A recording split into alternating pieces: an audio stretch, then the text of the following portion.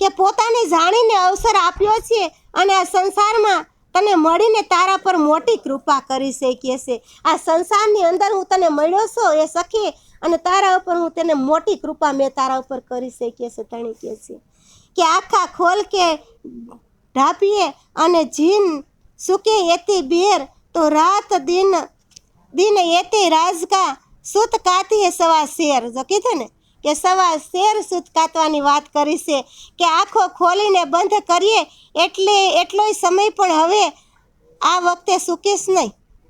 આંખ ખોલીને બંધ કરીને એટલોય સમય આપણે ભૂલાય નહીં. અને ધણીને નિસ્દિન કહે છે રાત દિવસ યાદ કરી લેવા, કે રાત દિવસ તું શ્રી રાજજીના પ્રેમનું સૂત કાતી લે. રાત દિવસ તું રાજશ્યામાજીના પ્રેમનું જે સૂત છે એ તું કાતી લે કહે છે. સૂત કાતવું એટલે ભજન કરવું, અને એ સવા શેર કરી જા, તું એ સવા શેર કરી લે કહે છે. ભજન કરી અને સવા શેર સૂતને કાતી લે કહે છે.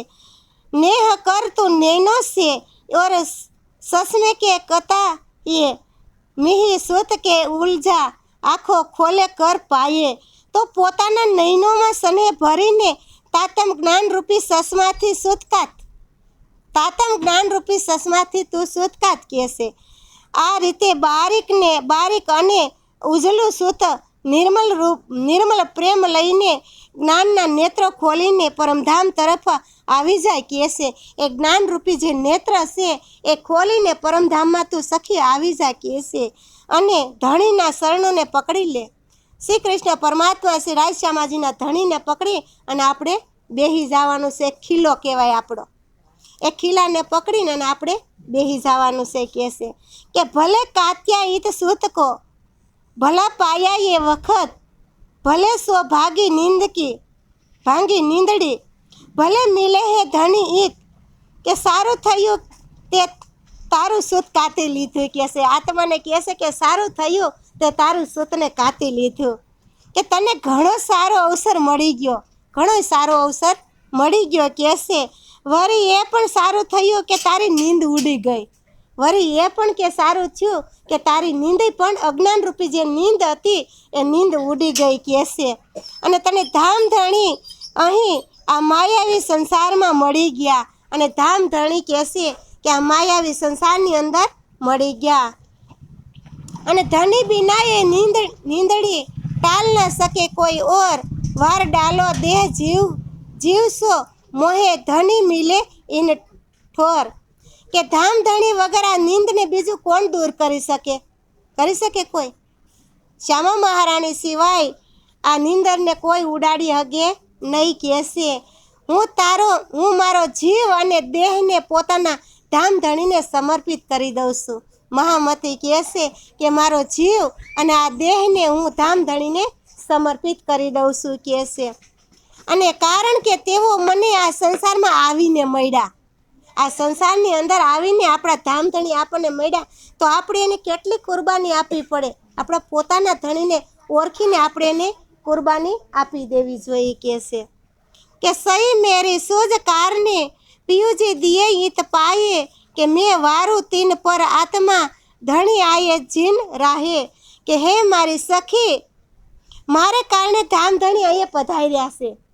સખી કે મારે કારણે ધામધણી અહીંયા પધાર્યા છે. કે આ શરીર ધારણ કર્યું જીવ માટે, આ શરીર જે ધારણ કર્યું છે ને એ જીવને માટે કર્યું છે. અને જીવ જ અજ્ઞાનતાની અંદર પડ્યો રહે તો આ શરીરને કાંઈ કામનો જીવ કાંઈ કામ ન આવે.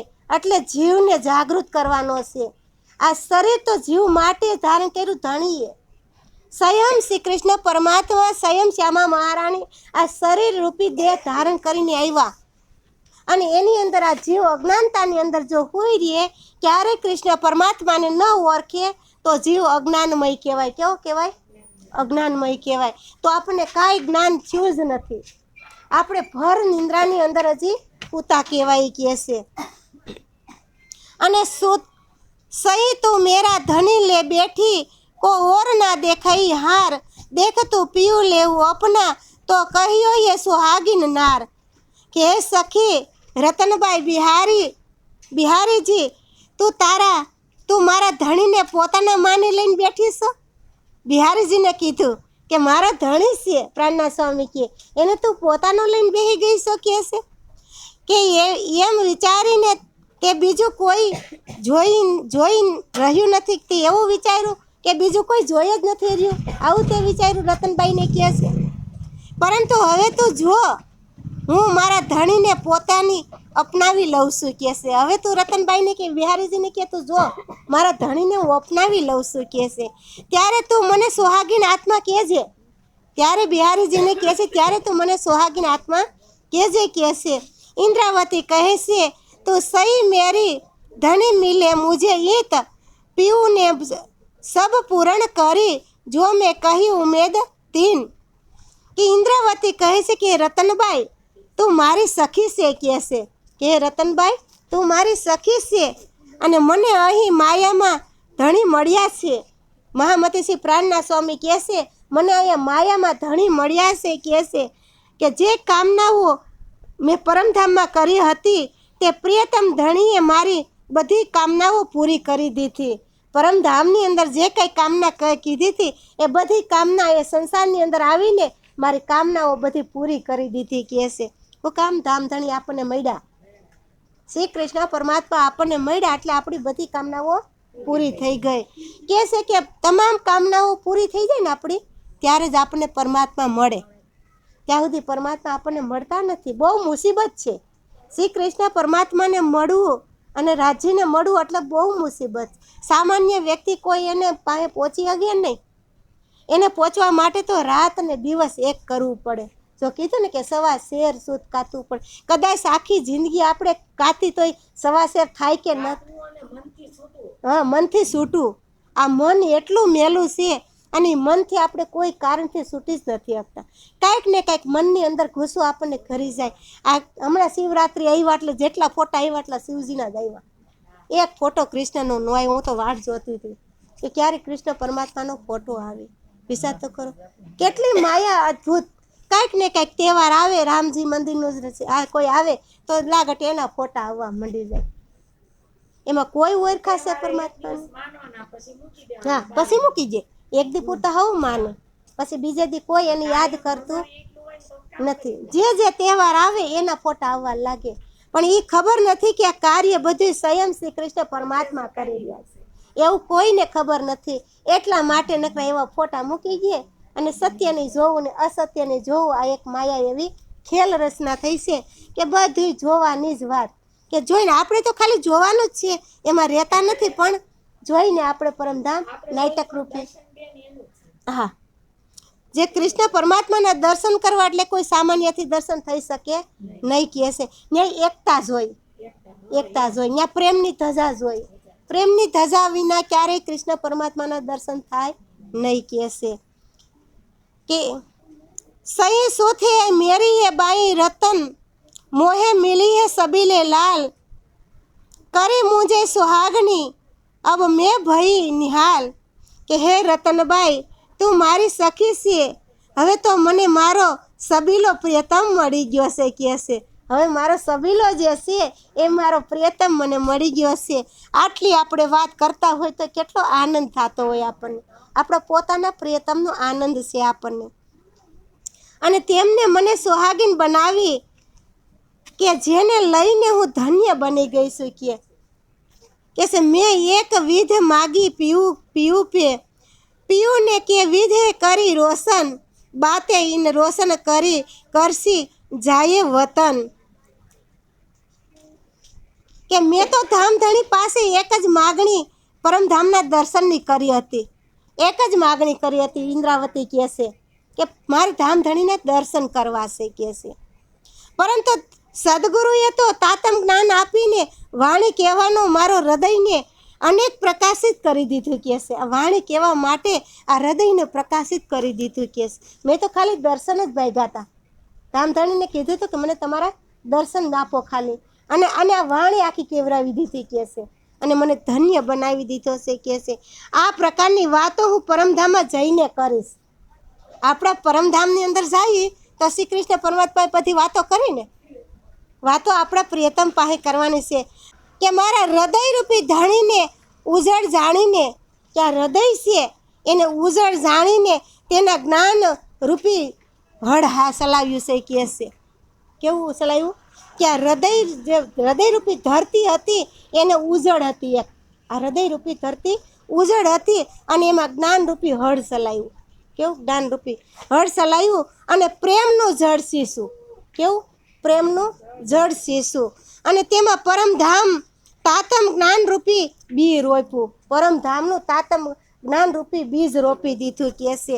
અને તેની ગિરનામે એનું રૂપ ઉગવા લાગ્યું કહે છે. એ વૃક્ષ ઉગવા લાગી ગયું કહે છે. પછી કહે છે અને એ વૃક્ષ એવું શીતળ છાયા પછી આપણને આપે અને એને સાઈડે બેસી અને શ્રી કૃષ્ણ પરમાત્માનું ભજન કરી કે પ્રેમરૂપી જલ આપણે પીવા લાગી જાય કે મેં જાણું હે નીંદ એકલી લહું ધામ ધણી મેરે જીવ મેં ગ્રહી અને એ સુખ ઓર કહું ના દેવું ફેર ફેર તુમકો કોહે કહું કે મને લાગ્યું હતું કે તાતમ જ્ઞાનરૂપી આ નીંદને હું એકલી ગ્રહણ કરી લઉં કહે છે. ઇન્દ્રાવતી કહે છે મને એવું હતું કે હું એકલી જ આ જ્ઞાનને ગ્રહણ કરી લઉં. મારા ધામ ધણી મારા હૃદયમાં ગ્રહણ કરું કે મારા ધામ ધણીને હું મારા હૃદયની અંદર કહે છે ગ્રહણ કરી લઉં અને ધણીના મિલાપનું આ સુખ હું બીજા કોઈને ન આપું. ઇન્દ્રાવતી કહે છે કે આ ધામધણીનું જે સુખ મને મળ્યું છે એ હું બીજા કોઈને ન આપું કહે છે. અને વાર તેમને સુંદર સાથને આ બધું શા માટે કહું છું કહે છે. હું વારે આ બધા સુંદર સાથને ઇન્દ્રાવતી કહે છે કે શા માટે હું કહું છું કે બસણીઓ કહે ન જાય જીવ દુઃખ પાવે ના કહે જુબાઈએ એ બહે ફિરત મેં હે બહોત કરું પર દેહ ના પકડે જોહે હૃદય ધરું. કે આ વસનો આ રીતે કહેવાતા નથી કે જીભ એનું વર્ણન કરી શકતી નથી.